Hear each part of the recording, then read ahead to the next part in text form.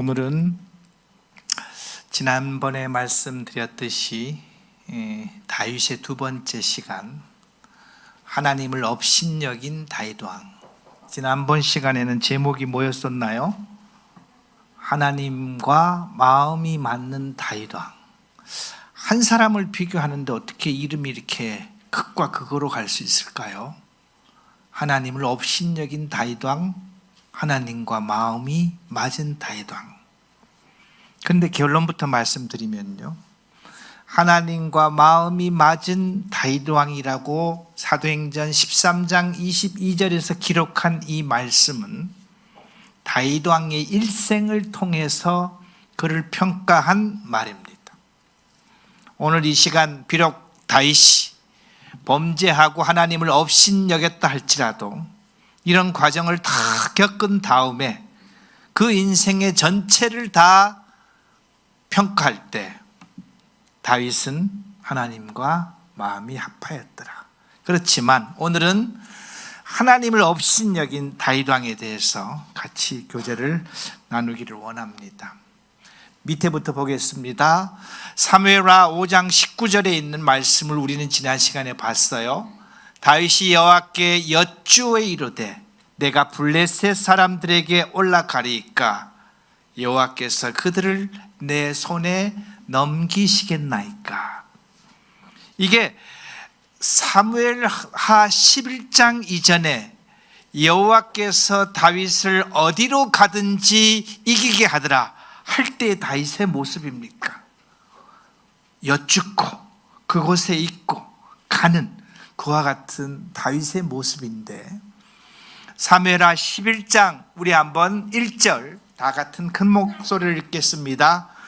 그 해가 돌아와 왕들이 출전할 때 되매 다윗이 요압과 그들에게 있는 그의 부하들과 온 이스라엘 군대를 보내니 그들이 암몬 자손을 멸하고 랍바를 에워쌌고 다윗은 예루살렘에 그대로 있더라. 성경은요, 참으로 위대한 책이라는 것은 우리는 성경을 볼 때마다 느낄 수밖에 없는 것은 다윗은 이스라엘의 가장 선군 중에 선군입니다. 그리고 성경은요, 아브라함과 다윗이라는 사람을 그 필두에 두고 있고, 마태복음에서 보면은 우리 예수 그리스도를 소개할 때 아브라함과 다윗의 아들 예수 그리스도의 계보라 이렇게 얘기할 정도로 다윗은 하나님 보시기에 위대했고요, 우리 믿음의 후배들이 다 볼 때 다윗은 위대한 다윗이죠. 그러나 성경은요, 다윗의 어두운 역사를 그냥 흘려보내지 않습니다. 그 다윗의 어두운 역사를 통해서 오늘날 살고 있는 우리들에게 교훈하기 위해서 하나님은요, 그 다윗이 어두웠던 부분까지도 우리에게 밝히시고 그것을 통해서 오늘날 우리를 교훈하고자 합니다. 뭔가 이상해졌죠? 사무엘하 11장 1절에서 다윗의 모습과 사무엘하 5장 19절에서 다윗의 모습은 조금 틀려집니다. 우리가 지난 시간에 이 그림을 봤잖아요. 하나님의 언약궤가 이 예루살렘 성으로 들어올 때 금방 왕이 된 이 다윗이 속옷바람으로 노예와 같이 하나님 앞에서 덩실덩실 춤을 추면서 세상 사람들의 눈에는 전혀 아랑곳하지 않고 오로지 하나님 앞에서 춤을 추면서 하나님의 언약궤가 다윗성으로 들어오는 것을 이렇게 즐거워했던 다윗 왕, 그는요, 세상 사람들이 왕이 저기 있으면 안 될 자리에 있었던 거예요. 더구나 속옷바람에 왕이 덩실덩실 춤을 추면서 언약궤 앞에 있어서는 안 된다고 생각했지만 다윗은 그곳은 내가 있을 곳이야. 천지를 창조하신 하나님의 언약궤가 나의 성 다윗성으로 들어오는데 내가 가서 기쁨 맞아야 되고 내가 그 앞에서 춤을 춰야 되고 내가 그분을 안내해야 되는 그와 같은 마음을 가졌던 분이 다윗 왕이었다는 것이죠. 그런데 성경은 이렇게 얘기했잖아요. 그 해가 돌아와 왕들이 출전할 때가 되매. 이것은요, 팔레스틴 땅에서는 이 소위 말해서 위기 때에는 전쟁을 잘 하지를 못합니다. 땅이 질퍽거리고 뭐 이렇게 하다 보니까는 전쟁 때는 대부분 휴전을 하죠. 그래서 그 해가 돌아와라는 것은 우기가 지나고 이제 건기가 들어오면서 전쟁의 계절이 돌아왔다는 거예요. 그러니까 이 전쟁의 계절이 돌아왔다는 것은 그 전에 이미 암몬 쪽을 전쟁을 하다가 우기가 들어와서 전쟁을 마친 거예요. 그리고 약간의 휴전을 가졌다가 이제 다시 전쟁을 치르는 시기가 왔다는 겁니다. 그런데 그 앞에서는 다윗은 항상 물었잖아요. 하나님, 암몬으로 갈까요? 하나님, 그것을 저희들한테 넘기겠습니까? 그리고 맨 앞장서서 전쟁터에서 함께 있던 다윗 왕의 모습하고는 틀린 모습을 성경은 그대로 보여줍니다. 다윗은 전쟁을 일으켰어요. 그리고 전쟁을 하고 있습니다. 모압 요압이라는 총사령관을 필두로 해서 모든 전쟁 군인들을 다 내보내고 다윗은 자기 궁에 혼자 있는 모습을 성경은 우리들에게 보여주고 있는 것이죠. 뭐가 잘못된 거예요? 뭐가 달라진 거예요?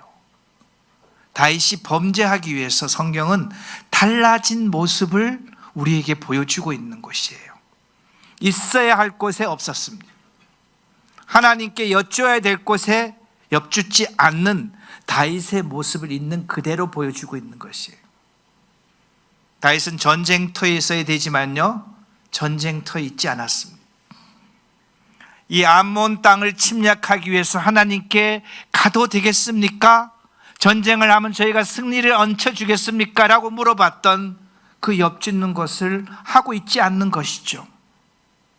이 모습은요, 평상시 다윗의 모습이 아닌 거예요. 다윗이 범죄함을 성경은 배경을 이렇게 얘기하고 있는 겁니다. 뭐가 달라진 거예요? 이상해진 거예요. 다윗의 심경에 변화가 있는 거예요. 그가 너무 편했나요? 이제 모든 정복이 끝났다고 그들과 마음이 해이해졌나요? 다윗의 마음속에 어떤 변화가 있는 거예요. 오로지 하나님만 믿고 하나님만 바라고 있던 그 다윗의 마음속에 변화가 있다고 성경은 이야기를 하고 있는 것입니다.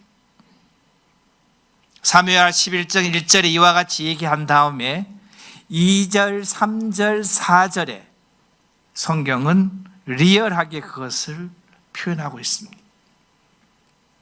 3개 구절로 망한 다윗 왕, 이렇게 써놨습니다. 다윗 왕의 인생에 이 3개 구절이 없었으면은 그의 인생이 얼마나 멋진 인생입니까? 그런데요, 하나님은 이 3개 구절을 적어 놓습니다. 신자인 우리도 내 인생에 이것이 없었다면 하나님 앞에서 얼마나 떳떳할까? 내가 꼭 부끄럽고 내세울 수 없고 내가 말할 수 없는 그런 것들이 신자의 삶 속에서 있듯이 다윗 왕에게는요, 이 3개 구절 때문에 다윗 왕의 인생과 다윗 왕의 명성과 다윗 왕이 이루었던 왕국의 모든 것이 변화가 오고 있는 것을 성경은 이야기를 하고 있습니다.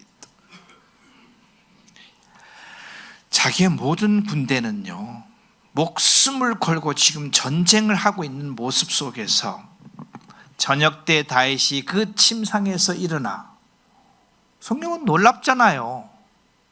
낮잠도 잤다는 소리가 아니고 지금 자기 군인들은 죽자 살자 해갖고 전쟁을 치르고 있을 때 왕이라는 작자가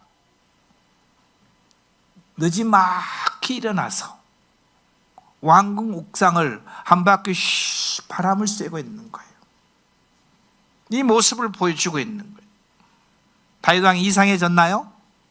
이상해진 거예요. 벌써 전쟁터에 있어야 될 왕이 전쟁터에 있지 않고 내 그 부하들은 지금 현재 목숨을 놓고 전쟁을 하고 있는데 늦잠을 자고 있고 늦잠을 자서 전쟁터에 대해서 관심이 없고 바람 쐬러 마실 이렇게 한 바퀴 돌고 있는 그 모습을 지금 현재 이야기를 하고 있는 것이에요. 3개 구절에 빨간 글씨를 제가 적어놨는데요. 보니, 알아보게 하니, 데리고 오매, 이렇게 해서 바울은 치명적인 범죄를 전합니다. 거닐다가 그곳에서 보니, 봤어요. 우연히 봤습니다. 한 여인이 목욕을 하는데 심히 아름다워 보이더라. 보니 심히 아름다워 보이더라. 누가 생각 안 나나요? 이 문구를 딱 보는 순간 누가 생각이 안 나나요? 하와가 그 과일을 보니 보암직도 하고 뭐 하다고요? 먹음직도 하고 탐스럽기도 하다 그랬잖아요. 그래서 이상한 눈으로 그것을 보니까는 심히 아름다워 보였다고 성경은 기록하고 있습니다. 왜 하필이면 그때 목욕을 했냐고 여쭐 필요도 없잖아요. 그죠? 그러니까는 다윗성은 이렇게 위에 있고 일반 서민들은 밑에 사니까는 우리가 항상 세상을 살면서 하늘을 쳐다보고 사는 건 아니잖아요. 그죠? 그냥 평범한 삶을 살았던 거예요. 그런데 다윗이 뭐가 이상해져서, 뭐가 나태해져서, 하나님과의 관계가 무디어져서 평상시에 봤을 때는 아무 문제가 안 됐던 것이 그때 봤을 때는 그 여인이 아름다운 여인으로 보낸 거죠. 그 여인이 여인으로 보낸 거예요. 그리고 그 속에서는 인간이 가지고 있는 욕정이 올라온 거죠. 다윗이 사람을 보내 그 여인을 알아보게 하였더니, 아니 목욕했으면 목욕항보다 지나갔으면 됐나요? 아무 문제가 없는 거예요. 남들이 목욕할 수도 있는 거죠. 그런데 다윗은 하나 더 합니다. 자기의 부하를 그쪽 집에 보내는 거예요. 누군지 알아본다는 거예요. 왜 알아봐요? 잘못된 마음이 발동됐기 때문에 그것을 알아보는 것이죠. 알아보게 하였더니 그가 아뢰되 그는 엘리암의 딸이요 햇사람 우리아의 아내 밧세바가 아니니까. 지금요 우리아는 전쟁터에 있거든요. 사무엘의 마지막 장에 보면은 다윗이 가장 아꼈던 장수 중에서 37명을 꼽으라고 할 때 이 우리아가 들어갑니다. 그러면 오늘날 대통령이 전국 지휘관회의 집합하면은 이 우리아는 그 지휘관회의에 초청받을 수 있는 멤버일까요? 그 정도 되는 사람이에요. 대통령이 지금 현재 대한민국에 있는 주요 지휘관들을 다 모여라, 국가에서 중요한 회의를 한번 하겠다고 하면 초청이 될 만큼 다윗이 총애하고 다윗이 아끼고 다윗이 군사적으로 소중히 여겼던 사람의 아내인가 바로 밧세바라는 거죠. 알아보니 밧세바예요. 그러면은 평범할 때는 어떻게 결론 내릴 수 있어요?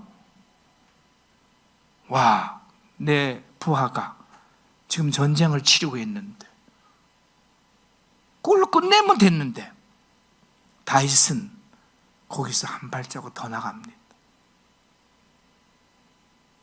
다윗이 전령을 보내서 그 여자를 자기에게 데려오게 하고 그 여자가 부정함을 깨끗하게 하였으므로 다윗이 동침함에 그 여자가 자기 집으로 돌아가니죠. 이것이 한 며칠 만에 이루어졌나요? 몇 개월 만에 이루어졌나요?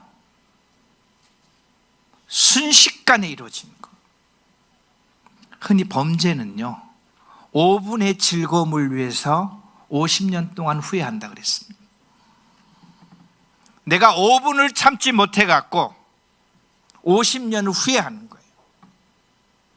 5분을 참지 못해 갖고 이렇게 후회하는 일을 다윗은 저지르고 뭐죠? 보니 알아보니 데려오게 하고, 그래서 뒤에 파란 글씨만 보면요, 심히 아름다웠더라 우리아의 밧세바다 동침하였다 이렇게 나오잖아요. 다윗의 모습인가요? 평상시 우리가 알고 있던 다윗의 모습인가요? 아닙니다. 평상시 하나님과 가까이 했던 그 다윗의 모습이 아닌 거예요. 성경은요, 이것이 인간이라고 얘기하고 있습니다. 그런데 21세기에 살든 그 어느 때에 살고 있든 간에 이런 다윗을 향해서 손가락질을 할 수 있는 사람이 있나요? 다윗, 너만 잘못됐어, 이렇게 손가락질을 할 수 있는 건가요? 아닙니다. 성경은 이게 우리에게 얘기하고 있습니다. 그 짧은 시간, 평상시 하나님과의 관계가 조금만 흐트러져도 보니 심히 아름답더라. 하와가 그 사탄의 유혹을 조금만 눈을 돌렸을 때 그 열매는요, 하나님께서 절대 먹지 말라 했던 그 선악과가 너무나 먹고 싶게끔 생긴 거예요. 그러니까 그 하와가 선악과를 따먹는데 얼마만큼 시간이 걸렸을까요? 그 짧은 시간의 선택 때문에 온 인류가 지금 현재 다 지옥 가잖아요. 이것이 다윗의 모습입니다.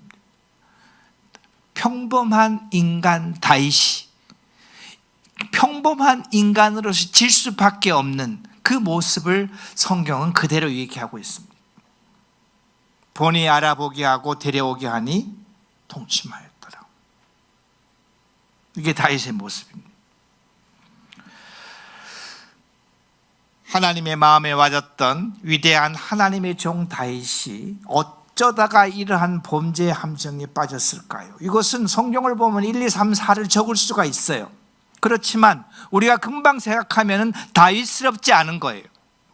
다윗은 그렇게 했으면 안 되는 거예요. 그렇지만 다윗은 그렇게 했나요? 성경은 다윗은 그렇게 했다고 얘기하는 거예요. 우리가 진토임을 아시고 인간이 어떤 인간이라는 것을 하나님께서 아시기 때문에 이 사실을 적어놓은 겁니다. 그는 게으르고 태만했습니다. 있어야 할 곳에 안 갔습니다. 정령을 다스리지 못했습니다. 하나님과 영적인 삶이 정지되어 있는 거예요. 하나님께서 여쭈지도 않은 거예요. 하나님과의 관계를 소홀히 했습니다. 하나님과 교감이 없었던 것입니다. 영적인 삶이 정지되어 있는 거예요. 우리도 그럴 날이 있을까요? 우리도 나의 영적인 삶이 정지될 날이 있습니다. 하나님과 관계가 두절될 날이 있는 거예요. 여러분, 낮에 구름이 끼면은 태양이 보이지 않잖아요. 태양이 없는 거예요? 태양은 있어요. 근데 나와 태양 사이에 뭐가 중간에 끼어드는 거예요? 구름이 들면은 태양이 보이지 않는 거죠. 나의 신앙생활 속에서 하나님과의 관계가 단절되면은, 죄가 내 속에 접근을 하면은 그 죄 때문에 눈이 가려서 뭐가 보이지 않는다고요? 하나님이 보이지 않는 거예요. 하나님의 음성이 들려오지 않는 겁니다. 하나님의 경고가 나한테 들려지지 않는 것이죠. 그래서 하나님의 경고가 나한테 들려오지 않으면요, 평범한 자연인으로 돌아가서 평범한 자연인스러운 생활을 하는 것이 저희 인간들입니다. 성도님들 공감하시나요? 공감합니다. 우리는 신앙생활을 그렇게 잘하던 분이 어찌 그러할 수가 있어? 네, 그렇게 합니다. 그의 범죄는요 연속적이고 정지하지 못했습니다. 전령이 갔다 와서 군대 장관, 총사령관, 아니면 우리로 지금 얘기하면 장군급이겠죠.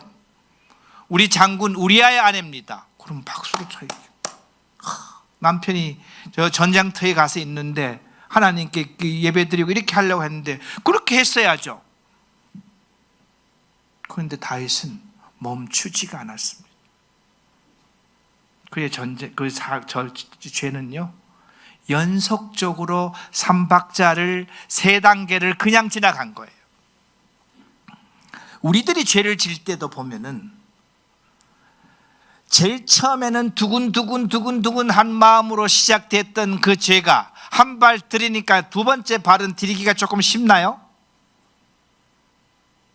네. 그래서 죄는 연속성이 있는 거예요. 죄는 오염이 되는 거예요. 내 스스로를 금방 오염시키는 거예요. 그리고 죄를 한번 지면요 담대해집니다. 왜 그럴까요? 하나님이 안 보이기 때문에. 하나님의 얼굴과 내 사이에 죄가 이미 가려졌기 때문에, 하나님이 보이지 않기 때문에 그는요 하나님 앞에서 담대해질 수밖에 없는 겁니다. 그리고 다윗은요 죄를 은폐하고 학대했습니다. 그 죄를 은폐하기 위해서 전장터에 있는 우리아를 불러다가 이 밧세바와 함께 자면서 그가 그렇게 통해서 우리아와 밧세바를 통해서 낳은 아이라고 슬쩍 지나가고 되고 전쟁터에 있는 우리아를 부르는 것이죠. 그래서 다윗은 이렇게 하잖아요. 수고했으니까 집에 가자. 그리고 그 우리아의 뒤에다가 이 왕궁에서 준비한 엄청난 음식을 그 뒤에다 따라 붙이는 거예요. 우리아가 내가 어찌 나의 군인들이 나의 요압 총사령관이 전쟁터에 있는데 그렇게 할 수 없습니다. 그래갖고 수비대들하고 같이 바깥에서 자잖아요. 그러니까 다윗이 그 다음날 어떻게 하나요? 불러갖고 먹이고 마시게 하고 술 취하게 하고 이렇게 해서 또 집에 가라 그래도 이 충성스러운 우리아는 그 일을 하지 않고 역시 바깥에서 자고 그렇게 하니까는 다윗이 두 번째 볼까요? 이 편지를 써서 이르기를 너희가 우리의 알을 맹렬한 싸움에 앞세워 두고 너희는 뒤로 물러가서 그로 맞아 죽게 하라. 이거 지금 누구한테 편지 쓰는 거예요? 다윗이 총사령관 요압에게 편지를 쓰는 거예요. 맨 앞에 세워서 오늘날로 말하면은 총살맞이 하라는 거잖아요. 총살바지를 하라는 소리잖아요. 그래서 쫙 밀고 나갔다가 쑥 빠지면서 그 부대만 남게 해갖고 거기서 죽게 해라. 우리는 성경을 보면은 우리아는 충성스러운 사람이었습니다. 자기 부하들에 대해서도 명예로운 장군이었습니다. 총사령관에게도 명예로운 그런 장군이었습니다. 그런 사람을 다윗이 직접 편지를 써갖고 우리아에게 참 요압에게 보내갖고 그와 같이 하는 것이 인간적으로도 안 되고 한 나라의 국왕으로서는 도저히 해서는 안 될 그와 같은 짓을 다윗은 지금 현재 하고 있는 것이죠. 사무엘하 10장 이전의 모습하고 지금 현재 너무나 틀린 모습인가요? 너무나 틀린 모습이에요. 근데 다윗이란 사람은 동일한 사람인가요? 동일한 사람입니다. 동일한 다윗이 이렇게 엄청나게 틀린 차별이 되어 있는 행동을 지금 현재 하고 있는 모습을 성경은 우리들에게 이야기를 하고 있습니다.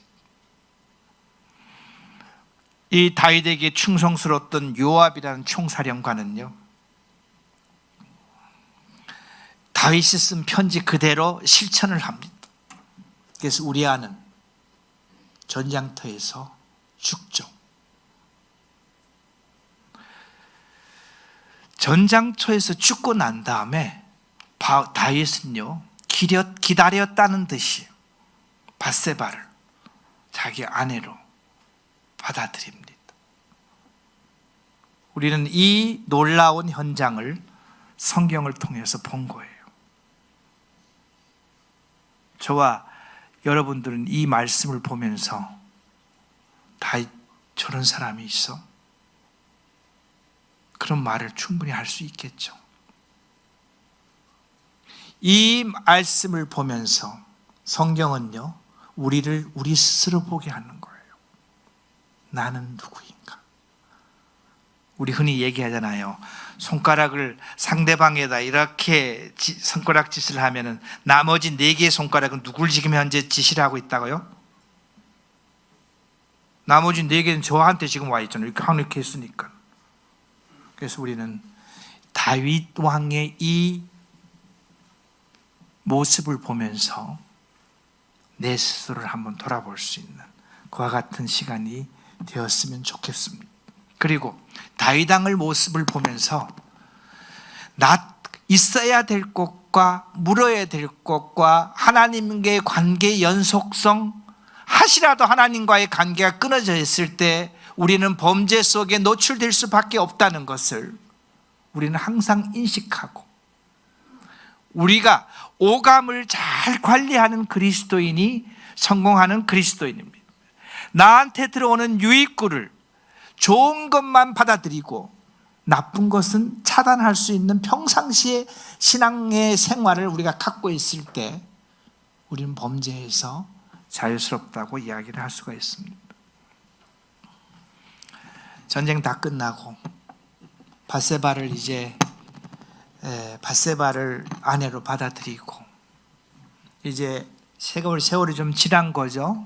조만간 이제 애가 잉태될 때가 됐을 때 다윗은 정리가 다 됐어.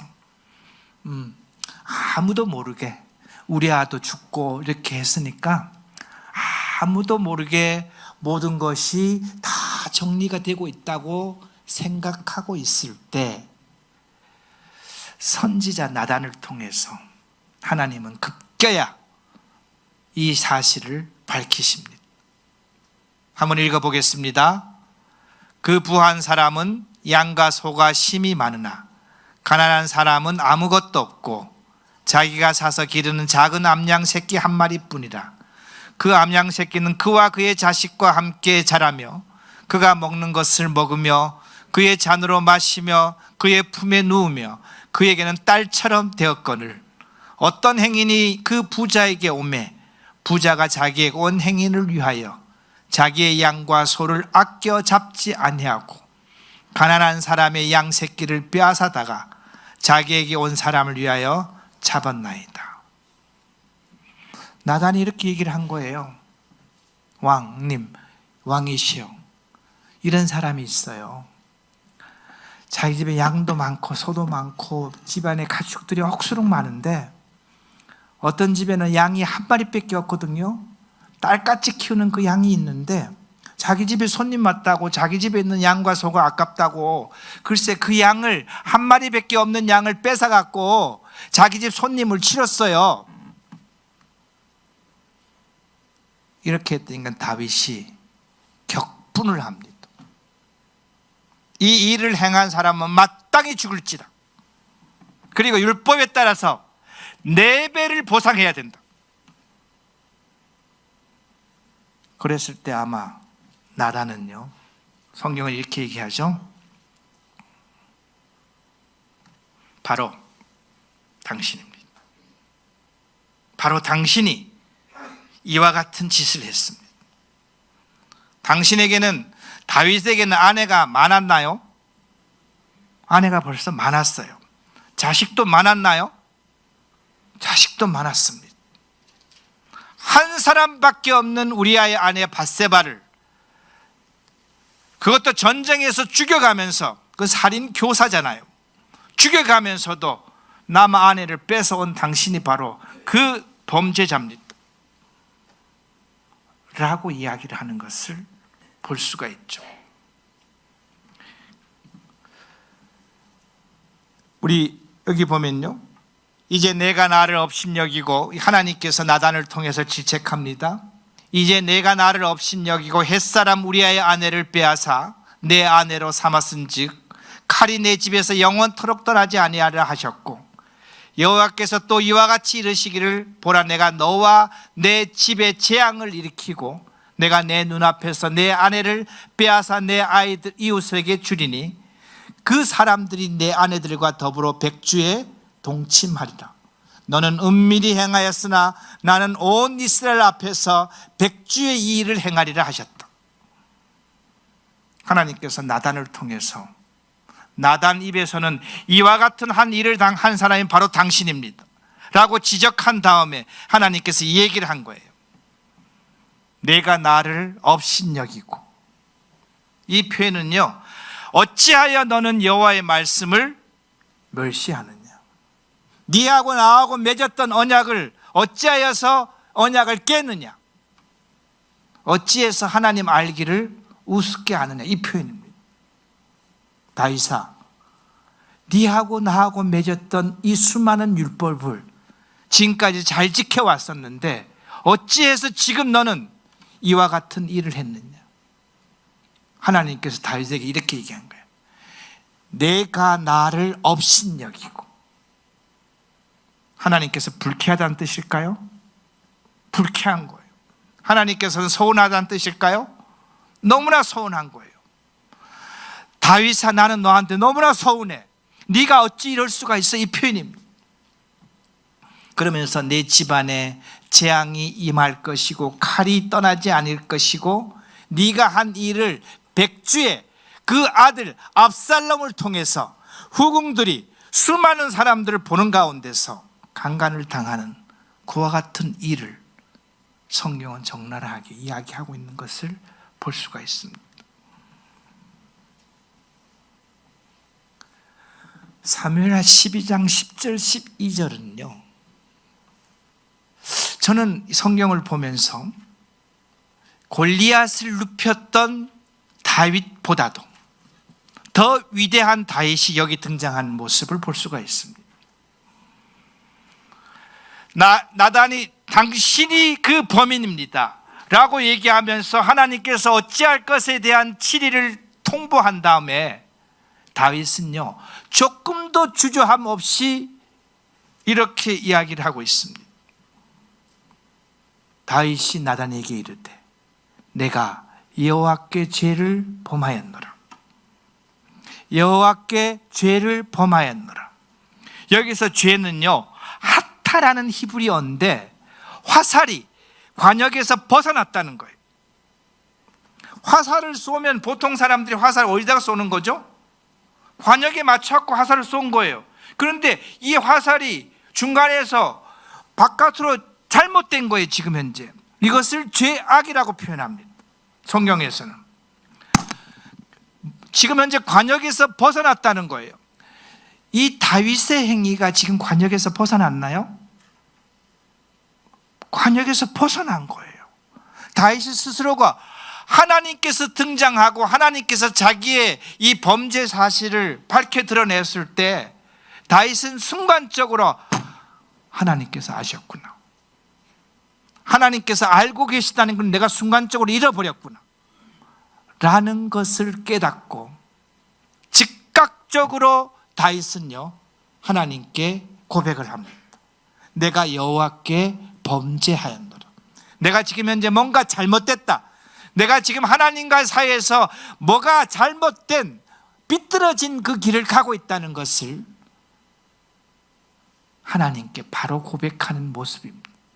이 모습은 진정 다윗을 위대한 사람으로, 하나님과 마음이 맞는 사람으로서 하나님과 마음이 합한 사람의 모습을 그려주기 위해서 내가 여호와께 범죄하였노라. 다윗은 왕입니다. 우리아도 죽였는데 나단, 그래? 나단을 그냥 그 자리에서 없애버리면은 이건 그냥 조용해지잖아요. 다윗은 그렇게 할 수 있는 사람이었나요? 그와 같은 지위에 있었던 사람인가요? 다 있었던 사람이에요. 저는 이 모습을 보면서요, 언약궤가 들어오는 데서 속옷바람에 춤을 추고 있는 다윗의 모습과 선지자지만 그게 신하잖아요. 신하 앞에 내가 하나님께 죄를 졌다, 그건 내가 맞다 라고 고백하고 하나님께 두 무릎 꿇고 있는 그 모습이 그 속옷바람으로 춤을 추고 있는 다윗의 모습과 나단 앞에 엎드려 갖고 내가 죄인이라고 수그리고 있는 이 모습이, 저는 두 개가 연결이 되면서 이것이 다윗의 모습이구나. 다윗은 잘못했나요? 잘못했어요. 엄청난 잘못을 한 거예요. 그런데 하나님께서 개입하는 것을 보고 하나님께서 등장하자마자 그가 평소에 알았던 하나님과의 관계가 회복이 되면서 바로 잘못했습니다. 나다인 다윗에게 말할 때 여호와께서도 당신의 죄를 사하였나니 당신이 죽지 아니하리라. 이것은 율법에 의해서 간음한 자는 죽을지어다 라고 했던 그 말씀을 바로 연결해 주는 것이죠. 그렇지만 이 일로 말미암아 여호와의 원수가 크게 비방할 거리를 얻게 하였으니 당신이 낳은 아이가 반드시 죽이리이다 하고, 바로 밧세바가 태어난 아이는 하나님께서 죽이죠. 그리고 이제 그 집안에, 그 왕가에 수많은 문제들이 이 일로 말미암아 일어나고 있습니다. 밑에 빨간 글씨를 보면요, 그가 왕이라는 신분에도 불구하고 자기의 죄가 정면으로 지적당했을 때 그 순간 더 이상 도피하지 않았다. 왜냐하면 이 일은 하나님이 하셨다는 사실을 순간적으로 인지했기 때문에, 내가 여호와께 죄를 범하였노라. 우리는 죄를 지을 수도 있습니다. 죄를 지으면 안 되지만 죄를 지었을 때 하나님의 임재가 나에게 나타나고 성령이 나를 통해서 회개하라는 것을 나에게 지적을 하고 있을 때 우리는 이와 같은 자세가 필요합니다. 하나님, 제가 하나님께 죄를 지었습니다. 우리 하나님은요, 다윗에게 이 소리를 듣고 싶었던 거예요. 다윗은 그와 같이 않아도 될 수 있다고요? 할 수도 있는 자리였지만 다윗은 이 일을 했습니다. 그러면서요, 다윗은 이 일로 말미암아 시편 51편을 씁니다. 51편 1절에 보면요, 하나님, 주의 한결같은 사랑으로 내게 자비를 베풀어 주십시오. 주님의 크신 긍휼을 베풀어 내 반역죄를 없애 주십시오. 이 일을 생각하고 있는 다윗은 하나님 앞에서요, 하나님의 성품 중에서 베풀고 용서하고 안아주는 모든 성품을 다 등장시킵니다. 사랑, 자비, 긍휼, 이걸 다 등장시키는 거예요. 이 긍휼이라는, 라함이라는 뜻은요, 어머니의 자궁을 이야기할 때 쓰는 단어입니다. 어머니의 자궁이 뭐예요? 내 아이를 잉태하기 위해서 그 안에서 모든 것에서 다 커버해주고 보호해주고 거기서 성장시켜주고 모든 것을 공급해주는 무한한 공급, 아무 대가도 없이 주는 모든 것을 해주는 것이 어머니의 자궁을 얘기할 때 그것을 긍휼이라고 표현합니다. 하나님 가지고 있는 모든 성품 중에서 저에게 베풀 수 있는 것이 있으면 다 베풀어 갖고 저 좀 용서해 주세요. 저는 무슨 죄를 졌다고요? 반역죄를 졌다고. 반역죄는 오늘날 우리 그것을 뭐라고 표현하나요? 쿠데타라 그러잖아요. 쿠데타한 사람은 어떻게 해야 돼요? 죽여야 돼요. 하나님, 제가요, 하나님 앞에 쿠데타를 일으켰습니다. 반역죄를 일으켰습니다.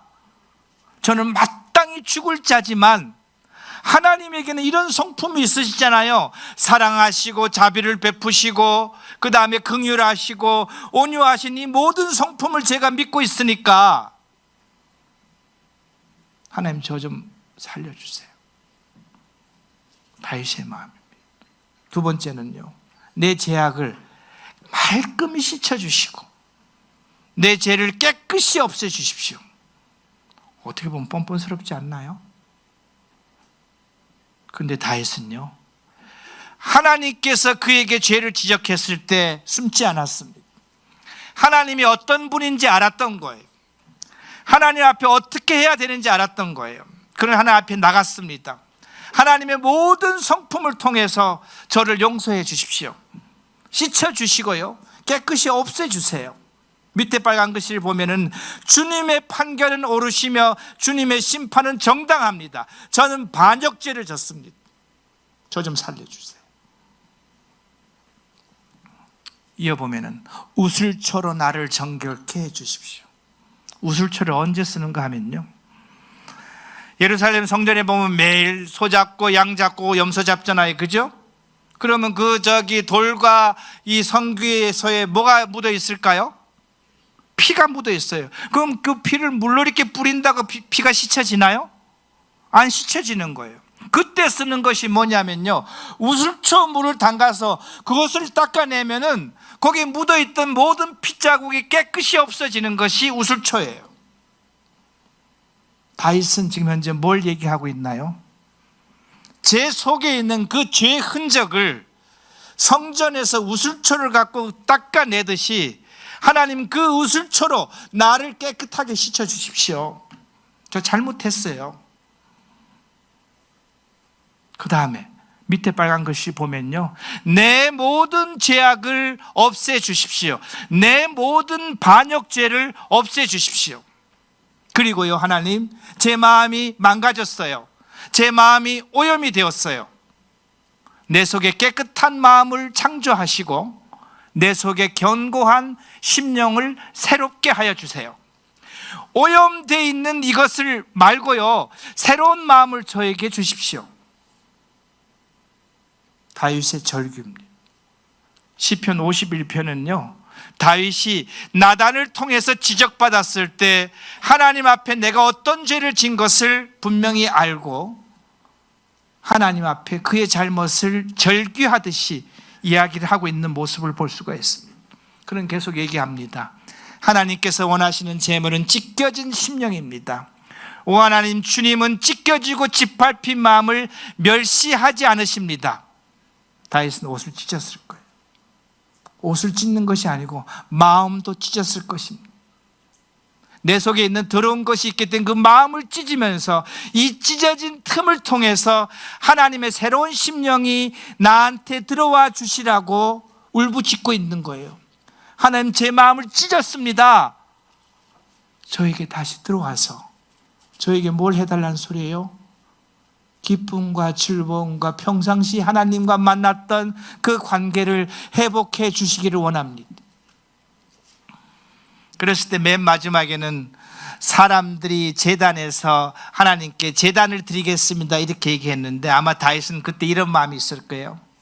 저를 용서해 주면 그때는요, 제가 자신을 산제사로 하나님께 드리겠습니다.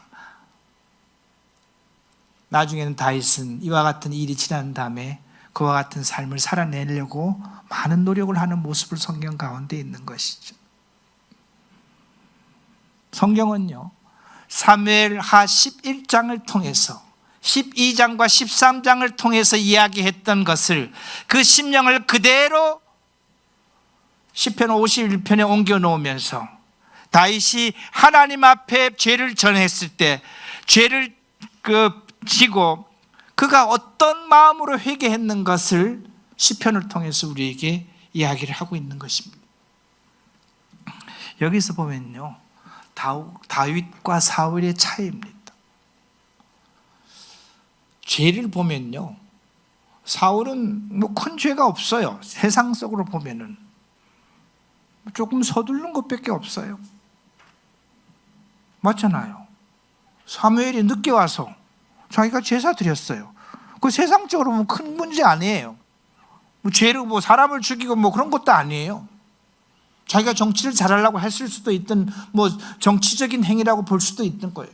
그렇지만 다윗은요, 간음죄에다가 살인교사, 하물며 누가요? 왕이 자기 부하를 살인교사했으니까는 법정에 세우면은 다윗은 어떤 형벌을 받아야 될까요?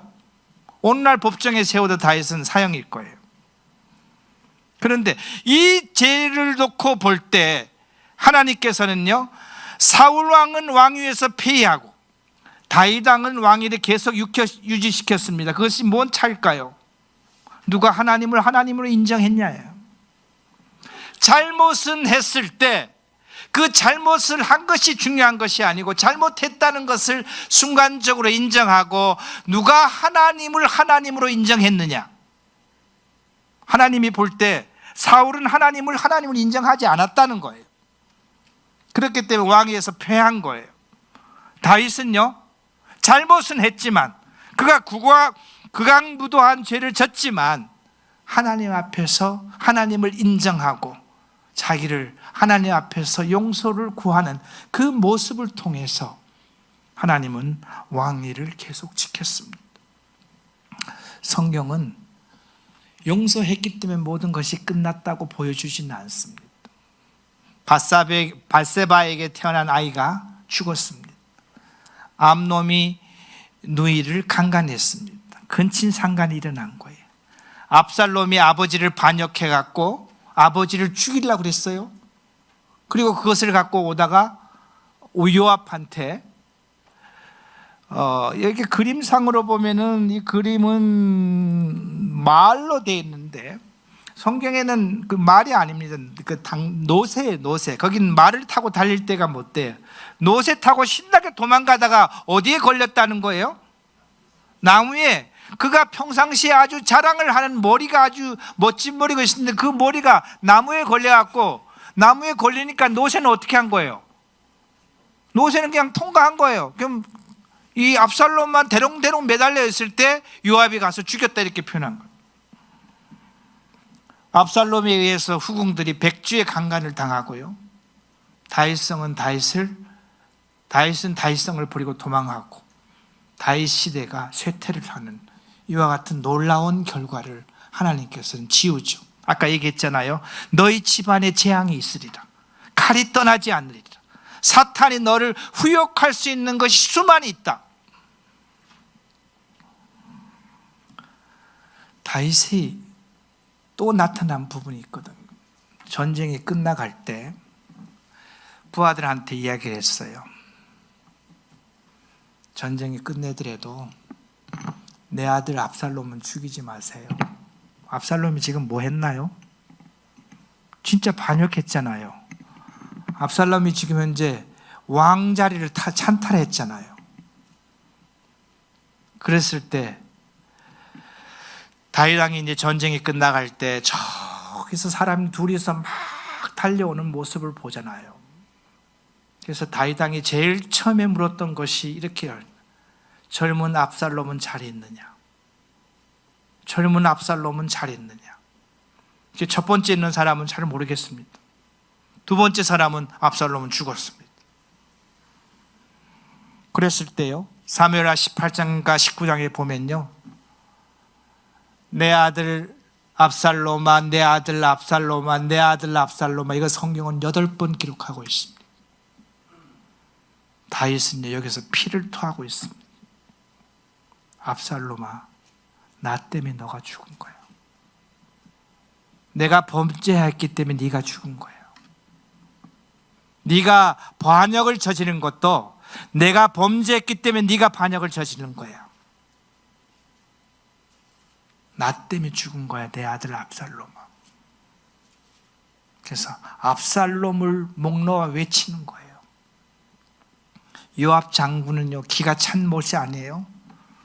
왕을 반역해갖고 그 반역한 사람을 죽였다니까는 그 소식을 듣자마자 왕이 대성통곡하고 그 전쟁을 마무리한 장군들은 수고했다는 말 한마디 하지 않고 내 아들 압살롬아, 내 아들 압살롬아 하고 있는 이 다윗의 모습을 보면서 장군들은 이상히 여겼지만 다윗의 마음속에서는요, 내가 내 아들을 죽였구나, 내가 내 딸을 죽였구나, 내가 내 후궁들을 간음하게 했구나 라고 표현할 수밖에 없는 것을 볼 수가 있습니다.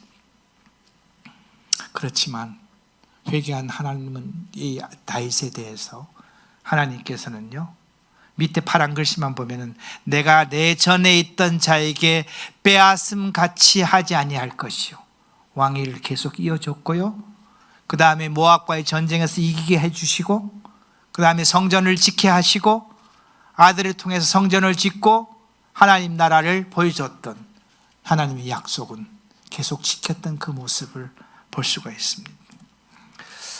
한 성경학자가 이렇게 표현했습니다. 다윗 왕의 위대성은 그가 골리앗이란 한 거인을 무너뜨린 데 있는 것이 아니라 자기의 잘못을 시인하고 하나님 앞에 돌아서는 데 있다. 이 모습에서 하나님의 사람다운 아름다운 모습을 발견한다. 다윗은 먼 훗날 아니면 그 전에 이와 같이 고백합니다. 시편 139편에서요, 여호와 주께서 나를 살펴보셨으므로 나를 아시나이다. 주께서 내가 앉고 일어섬을 아시고 멀리서도 내 생각을 밝히 아시오며 나의 모든 길과 내가 눕는 것을 살펴보셨으므로 나의 모든 행위를 익히 아시오니 여호와의 내 혀의 말을 알지 못하는 것이 하나도 없습니다. 빨간 글씨만 보겠습니다. 하나님은 나를 아신대요. 어떻게 아신다고요? 밝게 아신대요. 또 어떻게 아신다고요? 익히 알고 있대요. 또 어떻게 아신다고요? 알지 못하는 것이 하나도 없답니다. 이것이 다윗이 하나님 앞에 있는 마음입니다. 하나님은 나의 모든 것을 다 알고 있기 때문에 나는 그분 앞에 머리를 숙이고 회개할 수밖에 없습니다. 사랑하는 성도님들, 다윗은요, 하나님을 알았기 때문에 죄를 짓기 전후에 하나님을 의지합니다. 그는요, 하나님을 알았기 때문에 그분께 돌아오고 회개를 합니다. 하나님은요, 다윗을 알았기 때문에 그를 회복시키고 있습니다. 우리는 죄를, 하나님과의 관계를 단정시키는 죄를 짓지 맙시다. 혹여나 죄를 지었으면 회개합시다. 진심으로 회개합시다. 그리고 하나님과의 관계를 회복시킵시다. 그리고 하나님께서 주셨던 그 기쁨과 평안함을 삶 속에서 누리는 우리 삶들이 되기를 원합니다. 다윗이 나단의 음성을 통해서 하나님의 음성을 들었을 때 즉각적으로 하나님께 무릎 꿇듯이 우리를 돌아보고 하나님께 나를 돌아볼 수 있는 시간을 가지시기를 바랍니다. 기도하겠습니다.